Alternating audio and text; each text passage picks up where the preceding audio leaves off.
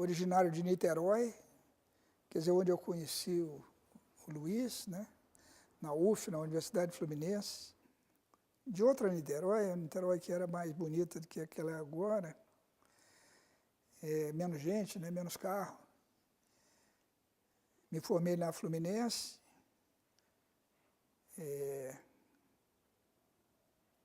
Vim para Belo Horizonte em 84. E eu cheguei aqui com 48 anos, mas fiz uma outra vida aqui. Formei outras pessoas. Acabei casando de novo, tendo uma filha mineira aqui. Bom, eu nunca quis ser imunologista. O negócio foi acontecendo comigo na deriva, né? Mas quando eu me dei conta, eu já era imunologista. Imunologia é uma coisa diferente das outras ciências biológicas, porque todo mundo sabe o que é, né? Quer dizer, qualquer motorista de táxi conversa com você sobre vacinas, alergias, transplantes e tal. E uma das minhas preocupações fundamentais é que essas ideias centrais, populares, do que a imunologia são compartilhadas por grande parte da comunidade imunológica. Quer dizer, os imunologistas também acreditam essas coisas que eles contam caricatamente, como se fossem metáforas, né? Faz de conta que o corpo tem uma memória, faz de conta que o corpo se defende. Mas, na verdade, a imunologia não tem outra linguagem. A linguagem da imunologia é essa, é uma linguagem defensiva, militar, cognitiva, né? Porque o corpo tem que saber que está sendo invadido e mobilizar estratégias defensivas, coisas dessa ordem. Só que isso é deixado, por um lado, como metáfora, quer dizer, como um faz de conta que é assim, vamos explicar assim para não complicar a coisa, e, por outro lado, vamos ver as bases celulares, genéticas, moleculares, de como isso se dá. Quer dizer, já não se questiona se isso se dá. Certamente isso se dá. Vai se elucidar, iluminar essa maneira de reagir do corpo. Quer dizer, quais são as células, como é que elas são ativadas, o que são imunoglobulinas, o que são anticorpos, como é que isso nos protege e tal.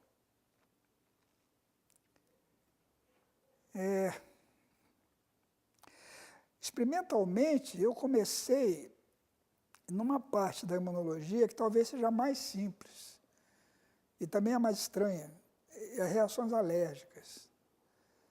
As reações alérgicas são situações onde o corpo reage de uma maneira exuberante, às vezes violenta para si próprio, a um material que seria inócuo se ele não reagisse dessa maneira. Quer dizer, a reação em si é patológica, quer dizer, o que é alimento para um homem é veneno para outro, uma picada de abelha pode matar uma pessoa, assim como uma injeção de penicilina, que todo mundo toma, mas esse paciente morreu. Quer dizer, eu comecei com esse tipo de problema, estudando isso em animais, em camundongos, né? O camundongo não era um animal muito comum de experimentação quando eu comecei, eram cães, coelhos e tal. E eu comecei com camundongos lá em Manguinhos, no Rio de Janeiro, no Instituto Oswaldo Cruz, né? Estudando reações alérgicas em camundongos. E, na época, o que se dizia, se sabia que a histamina é uma substância que o corpo libera durante as reações alérgicas e que o camundongo não adiantava estudar alergia nele, porque ele não é sensível à histamina. E eu comecei a estudar isso e descobri que o camundongo libera uma quantidade bestial de histamina durante as reações alérgicas. E se você botar uma merrequinha de uma outra amina lá que chama serotonina, que também sai de células do corpo, né? Ele morre por causa dessa mistura de histamina com serotonina e tal. Comecei assim, né? Mostrei que era possível tornar camundongos alérgicos e para isso a gente tinha que botar um adjuvante, um gel mineral como se fosse leite de magnésio de Philips, junto com o material estranho, com o antígeno, ele aí fica alérgico. Então, meus trabalhos iniciais foram aí nessa coisa. Isso foi dos anos, meados dos anos 60. E estava sendo construída a Universidade de Brasília. E um dos artífices teóricos dessa universidade, que tinha reuniões com o Darcy Ribeiro e tal, era o Haiti Musashi, que era o meu orientador em Manguinhos. E quando a universidade começou a ficar pronta, eu fui para lá para organizar um laboratório de imunologia para onde iam voltar os Nussensweig, Vitor e Ruth Nussensweig, que até hoje estão na Universidade de Nova York. Mas aí houve o golpe militar, né?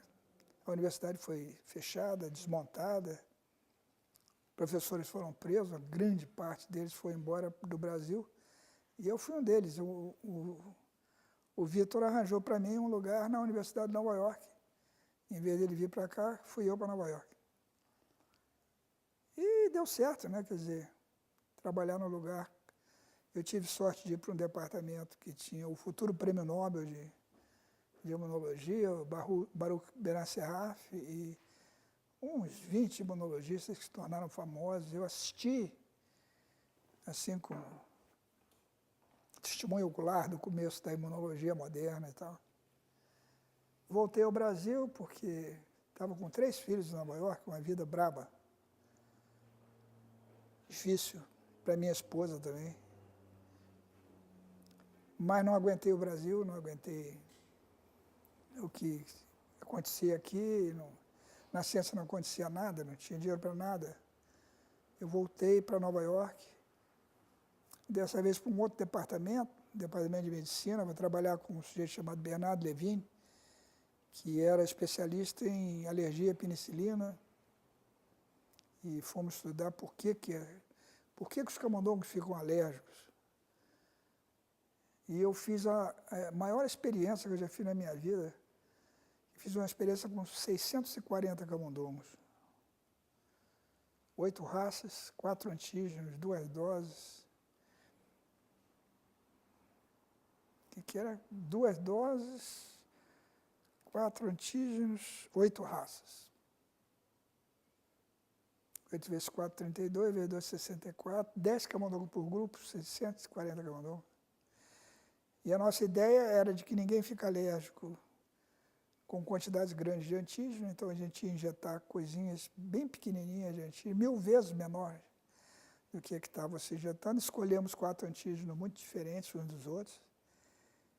E escolhemos raças, linhagens isogênicas de camundongo, cada uma representando um indivíduo, porque a gente sabia que existe uma tendência a ficar alérgico. A primeira pergunta que o alergista faz é: você tem alergia na família? Tem uma coisa familiar? E o experimento deu certo. Quer dizer, nós descobrimos como é que o camundongo se torna alérgico. A alergia depende fundamentalmente da produção de um anticorpo, de uma classe especial de anticorpos, que a gente chama de IgE, né? E a IgE, na imunização normal, injetando antígenos no camundongo, dá um pico, assim, com 1 semana, 10 dias, mas depois cai e você não consegue manter. Mas se fizer isso que nós imaginamos, uma merrequinha hoje, outra merrequinha daqui a um mês, outra merrequinha em algum mês, alguns camundongos, para alguns antígenos, começam a formar IgE, e essa IgE não cai, ela fica persistente, que era o que nós queríamos. Só que não era só a IgE que subia e ficava persistente, era tudo. Quer dizer, ou o animal respondia àquela merrequinha, ou não respondia àquela merrequinha. Quando ele respondia com tudo que tinha direito. E por quê, cara? Aí eu entrei nessa história da genética da atividade imunológica. Quais são os genes que estão envolvidos, né? É uma coisa diferente de estudar outras proteínas do corpo, porque os anticorpos são formados aos milhares, né? E você não vai procurar um gene controlando milhares de proteínas ao mesmo tempo, mas acabou sendo verdade que é assim mesmo, é um gene só. Nós encontramos um gene só dominante, controlando a intensidade de resposta, né? E para tornar uma história comprida bem curta, achamos que esse gene estava ligado em outros genes que já eram conhecidos, mas num outro contexto, na transplantação de tecidos. Quer dizer, quais são os produtos do corpo que funcionam como antígenos para outro corpo da mesma espécie e levam à rejeição de um transplante e tal. Esse problema não parecia ter relação nenhuma com as reações alérgicas, com o formato de corpo para albumina de ovo e tal. Mas acabamos caracterizando esses genes. Os genes foram muito importantes na história da imunologia. Vários outros laboratórios começaram a encontrar coisas parecidas, inclusive o laboratório do Baruch Bernard Serraf, que dessa vez estava na Harvard, tinha mudado para lá. Não, estava no NIH nessa época, depois é que ele foi para Harvard. Mas esses achados funcionaram assim como um atalho entre duas grandes áreas da imunologia, né? A área da transplantação e a área da biologia celular, da produção de anticorpos e tal. De modo que essa parte da minha carreira deu certo. Eu voltei ao Brasil. No Brasil não estava dando certo também. Fiquei no Instituto de Câncer, tinha sido expulso de Manguinhos. Era professor na Fluminense, né? Auxiliar de ensino na Fluminense. Aí surgiu uma chance de voltar aos Estados Unidos. Eu voltei a Filadélfia, fiquei no Instituto Wistar por um semestre, não deu certo. Aí surgiu uma chance em Denver.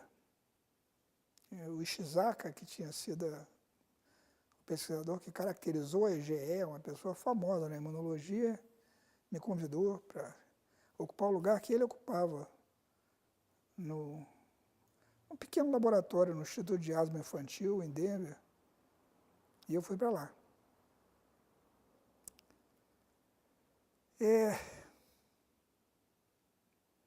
Também várias coisas aconteceram, mas a mais importante, houve uma confluência de duas coisas que mudaram completamente o meu rumo na imunologia e na minha vida também. Virtualmente, nós tropeçamos num fenômeno imunológico inusitado, que hoje me parece absolutamente normal, mas na época era muito surpreendente, de que um animal que come uma proteína como alimento, ele desenvolve quase que uma proibição de formar anticorpos para essa proteína ingerida. Quer dizer, o corpo não forma, não tem memória do que come imunologicamente. Quer dizer, normalmente uma vacina você faz dose de reforço, né? Porque você dá uma vez, quando você dá a segunda vez, o corpo reage 10 vezes, 30 vezes mais forte do que respondeu da primeira vez, porque se desenvolve uma memória, quer dizer, aumenta a frequência das células capazes de responder ao antígeno e ele responde muito mais. Quando você come, acontece o contrário. Quer dizer, se você comer albumina de ovo, ou der albumina de ovo para um camundongo comer e depois tentar imunizar esse camundongo, ele vai formar muito menos anticorpos, 1000 vezes menos, do que um outro que não comeu albumina de ovo. Isso não estava no gibi. Não era previsível. E o que era mais confuso ainda, mais surpreendente, eu conseguia transferir esse estado de tolerância de um animal, quer dizer, essa refratariedade a formar anticorpos, eu transferia isso para um animal que não tinha comido o antígeno, transferindo linfócitos T, um tipo de linfócito que se forma no timo. Quer dizer, não era uma falta.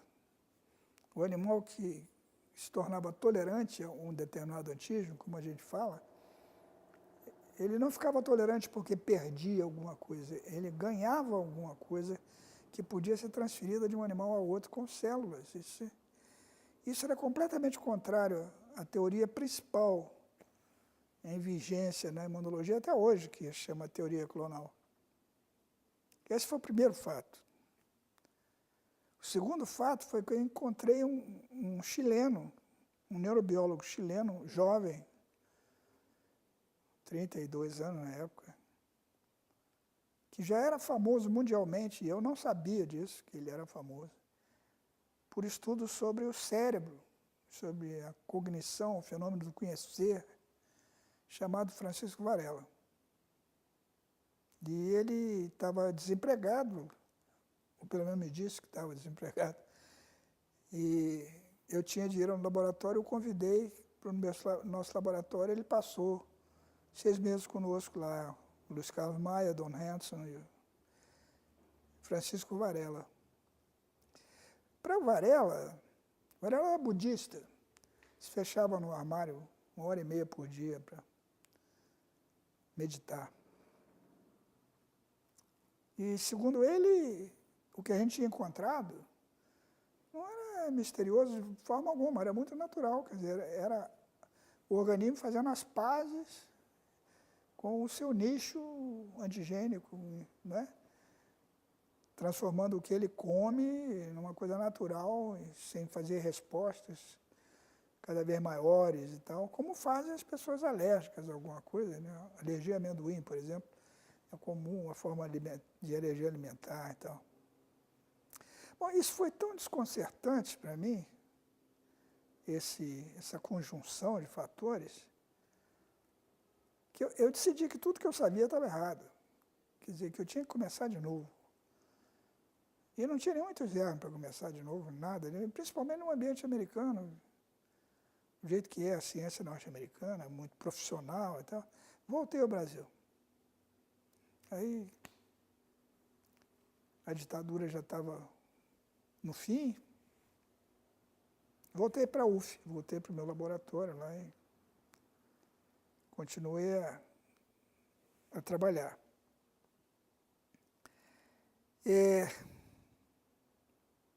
Isso foi em 78. Cheguei a publicar um trabalho com o Varela, mas que não tinha nada sobre a tolerância oral, era sobre as ideias dele dessa inserção do organismo no mundo antigênico e tal. Depois, em 79, no Brasil, eu publiquei alguma coisa sobre a tolerância oral e tal. Teve um que eu gostei muito, chamava A Face Oculta da Memória Imunológica. Quer dizer, essa espécie de amnésia imunológica que ninguém se dá conta de que ela existe, e ela é muito mais comum do que a memória propriamente dita e tal. Aí, em 1980, houve um simpósio de genética no Chile, e por causa do meu trabalho com lá os genes do controle da formação de anticorpos, eu fui chamado para esse congresso. O Varela tinha voltado para o Chile e me apresentou ao mentor dele, que era Humberto Maturana. E meia hora de conversa com o Maturana, eu entendi que... Bom, duas coisas. Primeiro, o Varela não tinha me falado do Maturana aí dentro. Segundo, que o que o Maturana começou a conversar comigo me inspirava muito mais confiança. Eu me sentia muito mais à vontade com a proposta dele, que tinha coisas sutilmente, na época, sutilmente diferentes do que o Varela, do que eu entendia que o Varela me contava e tal. Aí, em 1982, eu consegui organizar um simpósio da SBPC na Unicamp, em Campinas, e eu chamei o Varela, o Maturana, um geneticista de São Paulo, Oswaldo Frota Pessoa, muito respeitado, e um português que trabalhava na Suécia, que era talvez o melhor discípulo do imunologista chamado Niels Jerne, um dinamarquês, que tinha publicado uma teoria sobre a atividade imunológica que era bem diferente da teoria vigente, né? Que falava de um sistema, de uma rede de anticorpos formando anti-anticorpos e tal. Eu achei que o Coutinho era uma pessoa que entrosaria com as ideias do Varela, do Maturana. E o simpósio foi um sucesso, inclusive nos arranjaram ficar alojados numa fazenda 24 horas antes do simpósio. Nós tivemos a oportunidade de conversar bastante uns com os outros e tal.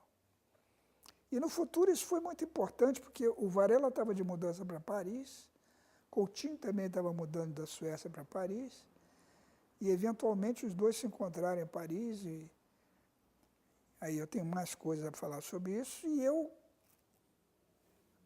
aprofundei meu conhecimento do Maturana. No aeroporto, quando eles chegaram, o Maturana me puxou pelo braço e me sussurrou: eu gostaria muito de vir toda vez que você me chamar, mas não me chame com Francisco.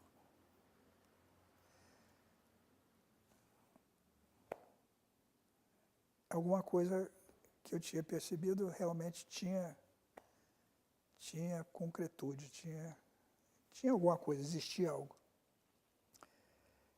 Bom, em 84, eu decidi que eu não podia continuar na UF. Houve uma possibilidade de me mudar para Belo Horizonte, aqui para o UFMG, a convite do Tomás Malta Santos.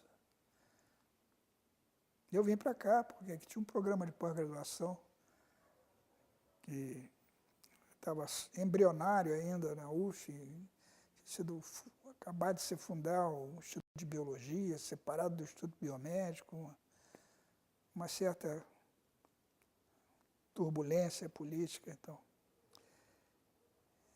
aqui eu comecei com um grupo de 4 estudantes, 4 mestrandos. Uma veio da UF comigo, Luciane Matos Lopes. Foi um grupo formidável. E em 84 mesmo, eu já comecei a publiquei coisas com o Coutinho, porque achamos que a gente tinha coisas em comum, né? Curiosamente, sem nada de tolerância oral, que era a coisa que mais me entusiasmava, mas o Coutinho nunca entendeu isso. Mas falamos sobre consequências, teorias imunológicas e tal. Em 86, ele me chamou para fazer um estágio lá no Pasteur, onde ele trabalhava, né, em Paris. E Luiz Antônio tem uma história meio cruzada comigo, porque ia para Belo Horizonte, acabou indo para a UF, e nos encontramos em Paris, né? Foi fazer o seu doutorado lá com o Coutinho. O Coutinho tinha reunido uma coleção de jovens imunologistas internacionais formidável. Além do Antônio Freitas, que já era um imunologista formado, né, e a Benedita Rocha, que colaborava, e Ana Cumano, que de vez em quando também colaborava, mas o grupo de imunologistas na unidade de imunobiologia era uma coisa formidável, uma coisa extraordinária. E a produção desse grupo durante os anos 80, 90 foi, não sei quantos trabalhos, mas não só foram muitos, mas como foram muito importantes. E, principalmente, cada um deles, isoladamente, era um libelo contra a maneira de pensar tradicional da imunologia. Por exemplo, mostrando que a injeção de um anticorpo pode levar à produção de mais anticorpos iguais a esse, com a mesma especificidade. Isso não tem lugar na maneira de pensar da imunologia, não tem até hoje, né? E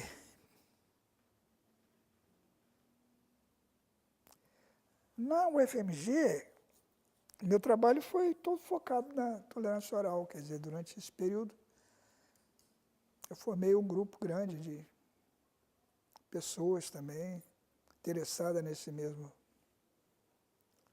tema. Eu acho que se destacaram aí a Ana Caetano, que é a atual titular, que ficou no meu lugar no laboratório, E a minha companheira, Cláudia Carvalho, que também é professora titular, mas de um outro departamento da UFMG, departamento de morfologia, que começou a estudar repercussões biológicas aí da tolerância oral. Ela estuda uma coisa que na imunologia tradicional não faz sentido nenhum, que é injetar antígenos tolerados e ver o que acontece. Não deve acontecer nada, porque se o animal é tolerante, ele não vai reagir ao antígeno tolerado, mas acontece muita coisa. E acontece coisas completamente inesperadas, reações anti-inflamatórias que bloqueiam uma série de fenômenos que aparentemente não tem nada a ver com a imunologia, como o padrão de deposição do colágeno numa ferida, ou a formação de granulomas, ou a implantação de embriões no útero de camundongos, enfim. Uma maneira de demonstrar que a imunologia é mais do que essa história de reagir a micróbios e vacinas e reações alérgicas. Ela é uma maneira de estudar a construção e a manutenção do organismo. A teoria da rede, quer dizer, a história do Jerne, em 1974, essa teoria, foi a primeira teoria sistêmica da imunologia. O que quer dizer uma teoria sistêmica? É uma teoria que tenta entender as interações entre componentes do próprio corpo, em vez de interações do corpo com uma coisa estranha ao corpo. Quer dizer, estuda, digamos, uma dinâmica interna do organismo e uma dinâmica mais global do que essa dinâmica celular, isolada, de células que reagem isoladamente a cada uma a sua coisa e tal. O Varela gostava muito dessa ideia, né, da aproximação da teoria de sistemas com a atividade imunológica, só que ele achava que a teoria do Jerne deixava de enfatizar um aspecto central dos sistemas, que é o que ele chamava da clausura, que os sistemas estão voltados para si mesmos, quer dizer. Eu acho que o Podósio tem uma maneira muito mais elegante de dizer isso. Os sistemas mudam sem se transformar, quer dizer, sem virar outra coisa, né? Isso eu acho extremamente bem colocado, porque permite você distinguir aquilo que muda, que é a estrutura do sistema, a composição do sistema, daquilo que não muda, que é a organização do sistema, quer dizer, como essa composição está organizada, né? E, além disso, revela ou sugere de uma maneira muito forte que isso é alguém que diz isso. Na 10ª aula, eu notei que finalmente a linguagem estava fluindo, nós estávamos discutindo realmente problemas que eram importantes para eles, né? E eu disse, poxa, que coisa, agora que a gente está conversando, o curso está acabando, o curso tem 12 aulas, 13 aulas, quantos de vocês fariam esse curso novamente? Todos levantaram a mão. Eu digo, então vamos fazer o seguinte, eu vou mudar o título do curso, o curso agora vai se chamar Imunoontologia. E você se matriculou de novo, se quiserem, e nós vamos fazer o seguinte, vamos escrever um livro. Quer dizer, essas 10 aulas, vamos considerar cada uma como um capítulo. Vamos escrever um livro em 10 capítulos. E eu vou pedir a vocês que me enviem o que vocês acham, cada um à sua maneira, o que seriam esses 10 capítulos. E 6 ou 7 deles me mandaram sugestões. E algumas são muito interessantes, porque na primeira aula eu pedi que eles pegassem os celulares e assistissem um videozinho sobre uma ameba encontrando um stento, quer dizer, 2 protozoários em competição, um tentando comer o outro.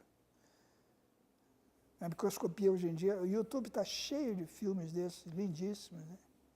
Muito bem feitos. E é impossível não projetar um drama ali naquilo que está acontecendo. E eu queria que eles vissem que gerar energia, movimento celular, interação celular, tudo isso já estava resolvido que já tinha surgido há longo tempo nos seres unicelulares e que 5/6 da vida no planeta só tinha seres unicelulares. Quer dizer, o que a gente considera como vida e que é visível para nós, as plantas, os animais e tal, é alguma coisa que povoou o planeta no último sexto da duração da vida no planeta. É uma coisa recente. Qual é a finalidade disso? Bom, é que você vai ver um macrófago andando atrás de uma bactéria dentro de um corpo de um mamífero, um ser humano, você vai achar que aquilo é um fenômeno para ser explicado. Aquilo já existia há milhões e milhões de anos atrás, quer dizer, aquilo é uma réplica do que sempre aconteceu desde que a vida é vida. E eles ficaram muito impressionados. E um deles me disse, mas então o problema da multicelularidade, da formação das colônias, dos organismos, quer dizer, o limite das coisas, como é que essas coisas se organizam e tal, esse aqui é um problema fundamental, eu digo, é um dos problemas fundamentais, certamente. É esse, a origem dos metazoários, a origem dos seres vivos com muitas células. Passar a olhar o sistema imune como um subsistema dos sistemas pluricelulares, né? Quer dizer, existem vários outros sistemas, vários outros subsistemas dentro de um sistema vivo. Né? Eu tinha lido na época um livro do René Dubos, que foi um microbiologista da Rockefeller, muito famoso, um dos pioneiros da ecologia, né? Que também é francês, né? Então fez um livro muito interessante sobre a vida de Pasteur.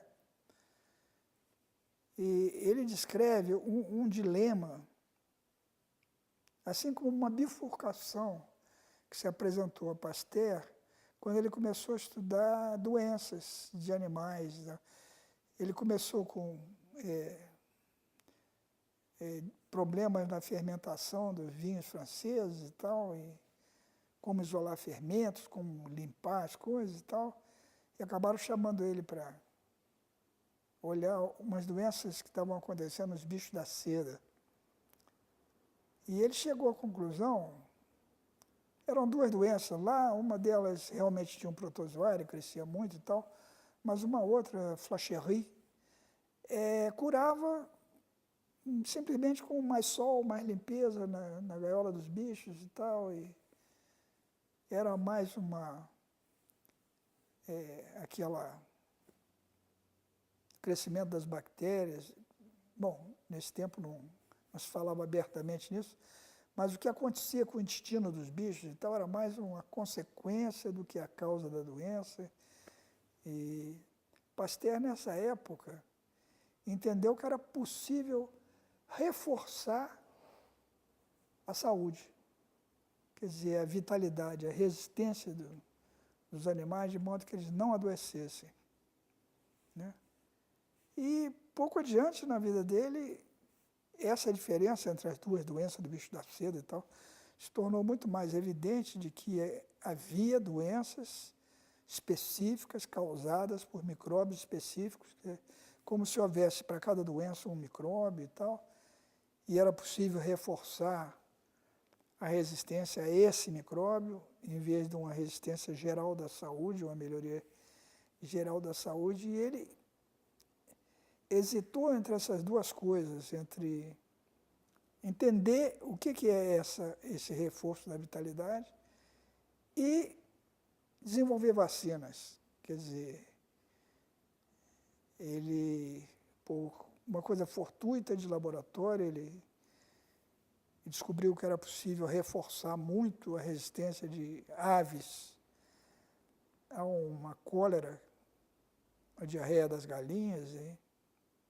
com colônias que ele tinha esquecido, colônias de micróbios que ele tinha esquecido sobre a mesa durante uma semana de férias e tal, e os bichos ficaram enfraquecidos ou atenuados, como é a palavra técnica, e expondo o animal a essa cultura atenuada, os animais adquiriam uma resistência a culturas não atenuadas, né? E Pasteur teve o gênio de entender que isso era o que tinha acontecido um século antes na vacinação contra a varíola, que tinha sido inventada por Jenner na Inglaterra, que era exatamente isso, que era expor o organismo a um organismo que não adoece, não causa doença, e com isso a resistência ao adoecimento aumenta muito e tal. O nome vacina vem, inclusive, de vaquinha, vacuna em latim, em homenagem ao Jenner. E é curioso perguntar o que teria acontecido com a ciência se o Pasteur tivesse entrado pelo caminho de expor os bichos da seda ao sol e a gaiola limpa e estudar o organismo normal do bicho da seda, em vez de estudar as vacinas, como teria se desenvolvido esse lado da ciência biológica. E os alunos ficaram interessados nessa conversa. Quando o Pasteur entrou por esse lado, né, uma dúzia de anos depois que ele propôs a teoria dos germes, quer dizer, cada doença tem um germe e tal, entrou em cena um conceito que é hoje em dia o ícone central da imunologia, que é o anticorpo, né? Antes, uma pessoa muito importante na equipe de Pasteur foi Émile Roux, mostrou que certas doenças eram causadas por venenos secretados pelas bactérias, veneno muito poderoso, toxinas, que eram liberadas no meio de cultura, como na difteria, no tétano. Essas substâncias podiam causar doença na ausência do germe, culturas filtradas. Isso foi realmente extremamente importante. E na Alemanha se constatou que animais que eram injetados repetidamente com toxinas iam se tornando mais resistentes. E que essa resistência dependia de alguma coisa que aparecia no soro do animal, que foram chamados anticorpos, ou antitoxinas. Se constatou que era possível tomar do soro de um animal imunizado, quer dizer, um animal repetidamente injetado com a toxina, que continha muita antitoxina, passar para um animal normal, que se tornava imediatamente resistente à toxina também. E surgiu a ideia de, será que isso pode ser uma forma de tratamento da difteria, por exemplo, que era uma doença comum, mortal, de crianças, e isso foi feito em Paris e foi feito em Berlim. Quer dizer, soro de bovinos, cavalos, ovelhas, foram injetados em crianças com formas graves de difteria e funcionou. Essa foi talvez a tradução mais espetacular do conhecimento científico de laboratório para a medicina que já houve na história. E isso teve uma consequência seríssima no trajeto da imunologia, porque foram criados institutos para a produção de soros terapêuticos através do mundo, no Brasil, Instituto Butantan, o Instituto Vital Brasil, com soro antiofídico e coisas dessa ordem. E se constatou ao mesmo tempo que era possível usar a presença de anticorpos no soro como diagnóstico de doenças infecciosas. Por exemplo, era possível saber se uma pessoa estava com febre tifoide, se ela tinha na circulação anticorpos capazes de reagir com a bactéria envolvida na febre tifoide, que é a Salmonella typhi. Quer dizer, surgiu toda uma ciência de estudo do soro, né? O soro sanguíneo, a sorologia. Bom, o estudo das vacinas, que foi o começo da imunologia, com o Pasteur e tudo, que foi a coisa mais importante mesmo, o uso dos soros terapêuticos para tratar a difteria, o soro antitetânico, era uma segunda avenida. A terceira avenida foi essa, de fazer diagnósticos no laboratório, usando anticorpos. A busca de vacinas mostrou ser muito mais difícil do que parecia. Quer dizer, Você realmente consegue induzir anticorpos facilmente em animais para micróbios, para parasitas e vírus, mas raramente esses anticorpos vêm associados a uma proteção. Não se entende por quê. Soros terapêuticos também funcionaram na difteria, no tétano, um pouco na pneumonia lobar, na gangrena gasosa, mas uma tentativa geral de fazer esse método funcionar falhou. E, além disso, o soro mostrou que também não era inócuo. Em muitas crianças injetadas com soros apareciam sintomas de doença, uns 10 dias depois da injeção, a doença passou a ser chamada doença do soro. E isso foi o começo de toda uma área de trabalho da imunologia chamada alergia, né? A forma mais grave de reação alérgica se chama anafilaxia ou choque anafilático. Enfim, surgiu aí uma outra área de trabalho, mas a produção de soros terapêuticos, exceto por um ou outro emprego muito importante, não foi adiante, não pôde ser generalizado. Por outro lado, o diagnóstico sorológico, quer dizer, o diagnóstico de doença usando anticorpos, teve um progresso extraordinário. Quer dizer, hoje existem centenas, milhares de testes diagnósticos com base em imunologia, sofisticados como imunohistoquímica, em transplantação de tecidos, na hematologia, inúmeros empregos, não só na clínica, como no laboratório de pesquisa, inclusive na própria imunologia. Mas todo esse progresso, ele surgiu com um preço que eu acho extraordinário, extraordinariamente caro. Lamentável, porque esses resultados levaram à conclusão indiscutível de que os anticorpos funcionam como reagentes bioquímicos específicos, quer dizer, como moléculas que o organismo faz sob medida, ad hoc, quer dizer, quando necessário, para reagir com materiais que são estranhos à sua composição. Essa é a ideia de leigos e especialistas sobre a imunologia, e essa ideia oculta uma maneira de pensar que é equivocada, porque ela coloca um fantasma na máquina imunológica.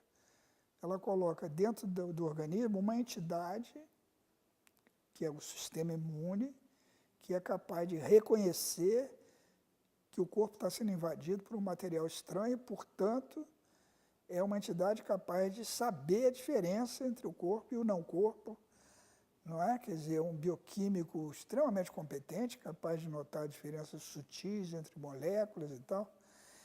Enfim, a imunologia adquiriu um caráter cognitivo, que é ligado ao conhecer, ao reconhecimento, à memória.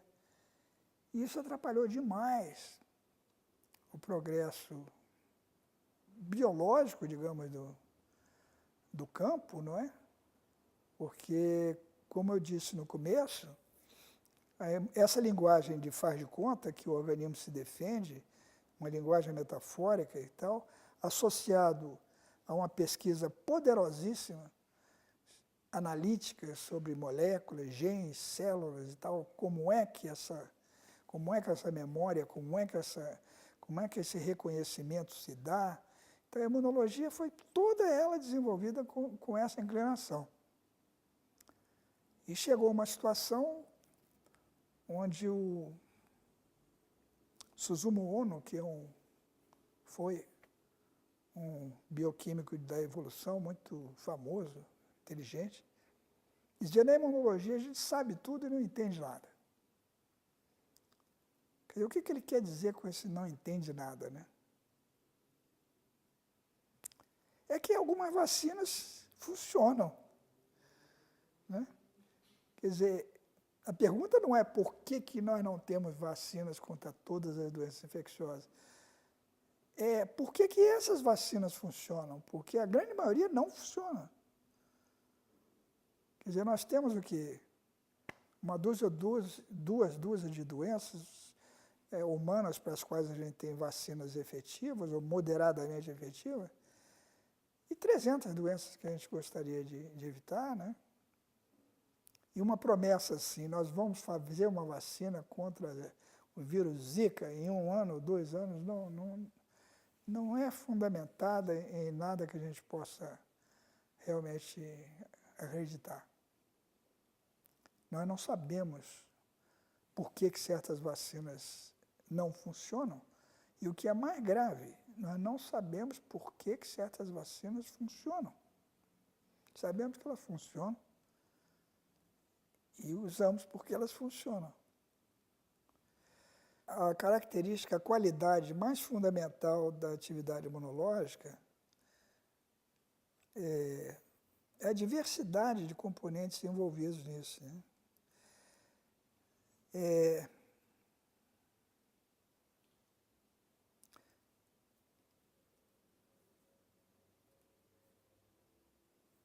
20 mil genes, né? 22 mil genes, né? O ser humano, né? Quantas aí? Umas 100 mil, 120 mil proteínas, talvez. Qualquer camundongo forma milhões de anticorpos diferentes.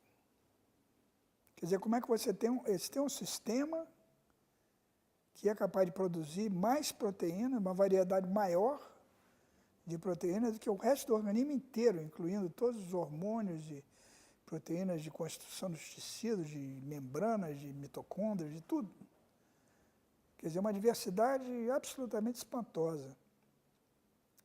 E esse espanto foi o que marcou a tese de doutorado do imunologista mais interessante do século passado, que foi esse dinamarquês, o Niels Jerne, né? Ele tem uma tese popuda sobre a perplexidade dele com essa diversidade, que ele publicou em 51, numa revista dinamarquesa, né? E 4 anos depois ele publica uma teoria que para mim é a melhor teoria que já foi publicada da imunologia, que se chama Teoria da Seleção Natural da Produção de Anticorpos, basicamente dizendo que a produção de anticorpos é espontânea, natural. Quer dizer, que o organismo fica, qualquer organismo, espontaneamente, sem entrar em contato com o antígeno, forma uma quantidade bestial de anticorpos diferentes. Quer dizer, essa é uma teoria sobre o organismo, não é uma teoria sobre anticorpos ou sobre linfócitos. Como as teorias que surgiram depois passaram a ser. A teoria que suplantou a teoria do Jerne, que se chama teoria clonal, uma teoria sobre linfócitos. Quer dizer, como os linfócitos são ativados, como os linfócitos participam da memória, como os linfócitos são regulados e tal. Não é sobre o organismo, não é sobre um mistério de por que o organismo produz espontaneamente uma quantidade gigantesca de moléculas diferentes umas das outras, não é? Mesmo que não entre em contato com o antígeno.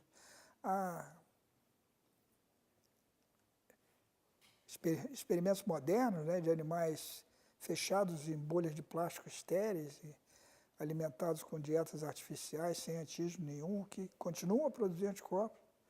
Quer dizer, não são os antígenos que guiam a produção de anticorpos. Produzir anticorpos é como produzir sua própria orelha, ou a zona obscura do hipotálamo, ou o pâncreas, é uma parte da construção do organismo vertebrado. Então, eu acho que as teorias imunológicas perderam essa naturalidade, quer dizer, essa necessidade de focalizar o que há de especial na atividade imunológica, que é a diversidade dos componentes. E que a fisiologia imunológica envolve essa imensa diversidade. E, na minha visão particular, que a patologia imunológica envolve uma restrição dessa diversidade, quer dizer, que a patologia na imunologia aparece quando essa diversidade de componentes é restringida. Quer dizer, em vez de ter muitos elementos fazendo pouca coisa, quer dizer, muitos linfócitos moderadamente ativados, você tem poucos linfócitos grandemente ativados, aí você adoece. Adoece porque são alterados os padrões de interação entre as células, quer dizer, os padrões de interação entre muitas células são diferentes dos padrões de interação entre poucas células, né? Então, eu acho que isso teria que ser mais estudado, mais avaliado e tal. E essa teoria, chamada teoria de Shiva, é uma teoria dos anos 20, quando a inflamação era o conceito fundamental da patologia, né? Porque a inflamação é uma espada de dois gumes, ela é regeneradora, conservadora e, ao mesmo tempo, patogênica, né? Se ela sai dos trilhos, se ela se torna muito intensa. E a teoria de Shiva diz que toda lesão do organismo causa destruição celular, mas que essa destruição celular não é a doença em si. A doença é a inflamação, a doença é o que acontece com o organismo em consequência dessa lesão. Quer dizer, o que a gente chama de imunopatologia, né? A parte da atividade imunológica que gera doença em vez de gerar saúde. Se você fizer uma pesquisa no Medline com os termos oligoclonalidade e patologia ou patogênese e tal, você vai encontrar mais de 300 referências em casos graves, formas clínicas graves de doenças infecciosas, doenças alérgicas, doenças autoimunes, imunodeficiências congênitas. Quer dizer, há uma associação muito forte de oligoclonalidade linfocitária com estados patológicos, o que você não vai encontrar com frequência é uma ideia causal, quer dizer, relacionando a oligoclonalidade ao mecanismo gerador desse processo patológico, né? Quer dizer, que o organismo adoece porque aumenta grandemente uma população muito restrita de linfócitos, né? Isso, alguns exemplos lindíssimos, né? Por exemplo, a schistosomose, que é uma doença muito importante no Brasil, né? A schistosomose não tem um modelo murino muito claro, ou não teve durante muito tempo, porque o camundongo não faz a forma grave de schistosomose.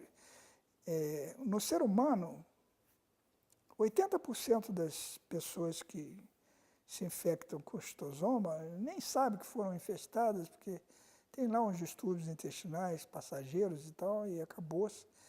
20% das pessoas adoecem gravemente, porque formam... Os ovos não... O schistosoma é um germe de luxo, ele vive no sangue, não vive no intestino, né? E põe ovos no sangue, e esses ovos têm que sair, e muitos não conseguem sair, e são levados pela circulação, e engancham no fígado, engancham no pulmão, para todo lado. E como eles não sabem que saíram do corpo, eles continuam secretando as enzimas que possibilitariam a saída e formam granulomas enormes em volta desses ovos. E quando esses granulomas são muito floridos, aí a circulação através do fígado fica defeituosa e aparece ascite, um estado que a gente chama de hipertensão porta, coisas muito graves. No camundongo, só machos de uma linhagem entre 50 linhagens estudadas desenvolvem essa forma hepatoesplênica que a gente chama, uma forma grave de schistosomose.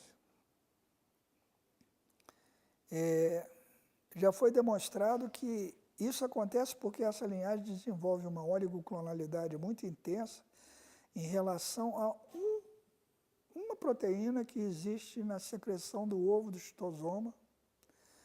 Quer dizer, por certos clones de linfócito T, que só essa raça desenvolve, quer dizer, é preciso ter um linfócito especial que reaja a uma proteína especial para fazer esses granulomas floridos, né?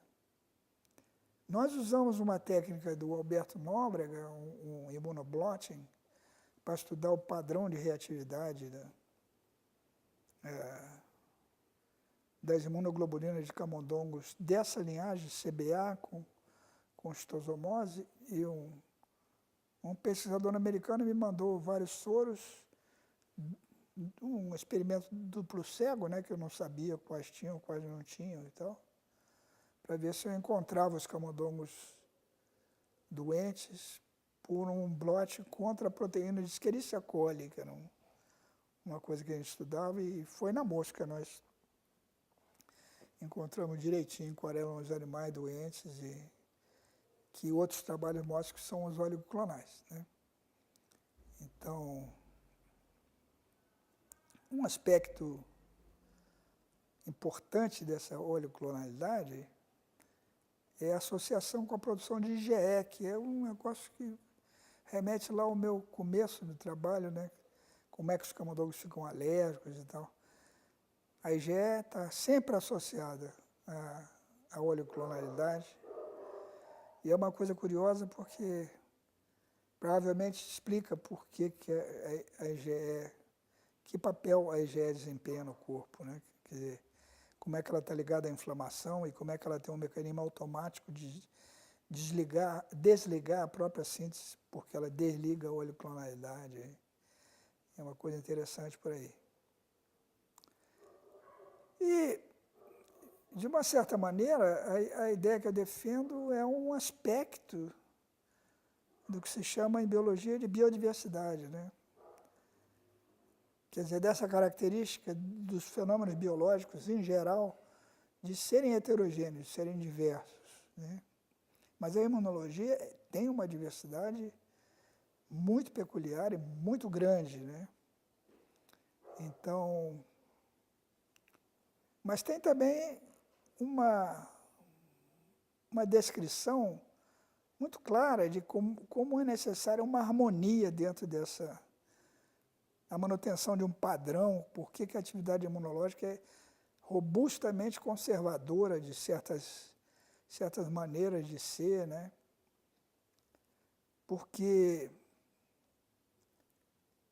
quando um navio que veio do Japão solta água que é colhida em Tóquio, na Baía de Guanabara, existe um brusco aumento da biodiversidade, porque mistura coisas de lá com coisas de cá, e isso está longe de ser harmônico. Isso pode provocar uma crise ambiental seríssima, né? Então, a questão não é a diversidade, a questão é a manutenção, a conservação dessa diversidade dentro de certos padrões. Quer dizer, na verdade, é um estudo de história, né? Os sistemas vivos são sistemas históricos, eles são sequências de modificação estrutural, e quanto mais a gente conhece esses sistemas, mais a gente entende que eles conservam certas coisas. São sistemas conservadores, né? A palavra conservação é muito pouco usada na imunologia, né? Não, na verdade, eu nunca vi a palavra conservação ser usada num texto de imunologia, exceto no que eu escrevo. Ele se associa mais à resposta. Que é uma mudança. Essa mudança, essa exacerbação é que é valorizada em imunologia. Para a memória imunológica tem que aumentar essa... Mas não se pensa em termos de padrão. Pois é, mas a Mary Catherine Bateson, que é a filha do Bateson, do Gregory Bateson, ela tem uma frase num livro muito interessante dela, que diz assim, a mudança pressupõe a constância. Porque qual é a entidade que nós notamos a tal ponto para poder dizer que ela mudou? Não é? Quer dizer, você só pode falar em mudança se você entendeu uma permanência anterior. Né? Essa permanência é muito pouco estudada na imunologia. O que se conserva naquilo que se conserva, né? Naquilo que muda? O que se conserva? Quer dizer, a resistência que houve do Varela falar de tolerância oral, do Coutinho falar de tolerância oral, das pessoas entenderem o significado dessa tolerância oral, porque eu acho que tem um aspecto escandaloso nisso, né? Quer dizer, se você a grande maioria dos alunos, não só alunos, eu acho que a grande maioria dos imunologistas não sabe disso. Lê sobre isso, mas isso não entrou realmente no conhecimento deles, né? Quando eu falo que comer antígenos envolve uma brutal regulação, tamponamento das mudanças imunológicas, todo mundo fica muito surpreendido, né? E, ô Luiz, uma razão que me levou a pedir a esses alunos para, os que quiserem continuarem o curso e me ajudar a escrever um livro, é que eles me diziam com frequência, essas ideias não podem ficar só conosco. Isso é importante demais para não ser difundido. E não é importante porque contradiz o que está se falando, né? Quer dizer, eu acho que a brutal mudança de visão que houve no mundo microbiano vai fazer o que eu não consegui fazer em 40 anos de imunologia de alimentos, de tolerância oral. Quer dizer, agora a microbiota, quer dizer, os micróbios que vivem conosco, vão fazer a gente entender a imunologia de um jeito que a gente já tinha entendido estudando o que acontece com o que a gente come. Né? Que a gente vive em paz com o que come, da mesma maneira que vive em paz com a microbiota, e a paz é muito mais complicada, é muito mais interessante que a guerra.